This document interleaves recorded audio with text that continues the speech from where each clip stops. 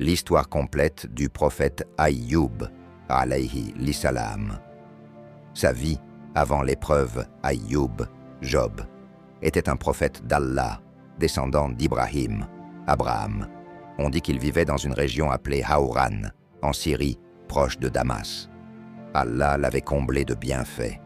Il possédait beaucoup de troupeaux, chameaux, moutons, chevaux. Il avait des serviteurs, de grandes terres fertiles, une belle maison. Il était père de nombreux enfants. Certains récits parlent de 14 garçons. Et surtout, il était très pieux et généreux. Il partageait sa richesse, nourrissait les pauvres, aidait les veuves et les orphelins. Il ne se vantait jamais. Il remerciait Allah pour tout. C'est pourquoi Allah l'aimait profondément. L'envie d'Iblin, Satan. Quand Iblis vit qu'Aïyoub adorait Allah avec un cœur sincère, il devint jaloux. Il dit à Allah, « Seigneur, si Aïyoub t'adore, c'est seulement parce que tu lui as donné richesse, enfants et santé.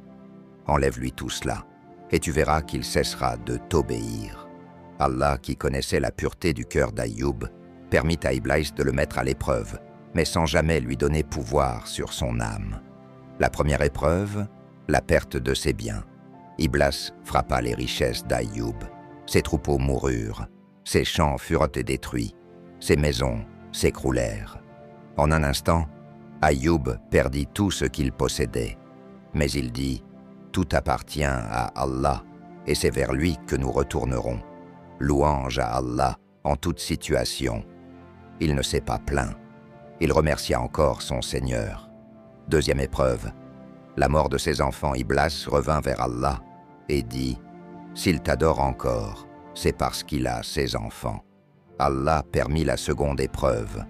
Un grand vent ou un incendie, selon certains récits, détruisit la maison où ses enfants étaient réunis. Ils moururent tous. Aïyoub pleura. Son cœur était brisé, mais il dit, « Allah m'avait donné, et Allah a repris.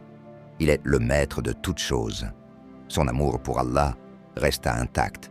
Troisième épreuve, la maladie. Alors bam, Iblis demanda à Allah la permission de le toucher dans son corps. Allah lui permit, sauf sur son cœur et sa langue, pour qu'il continue de se souvenir d'Allah. Iblis souffla sur lui une maladie terrible. Son corps fut couvert de plaies purulentes. Sa peau se décomposait. Une douleur constante le rongeait. Il ne pouvait plus marcher, ni travailler. Les gens, effrayés par son apparence, l'abandonnèrent.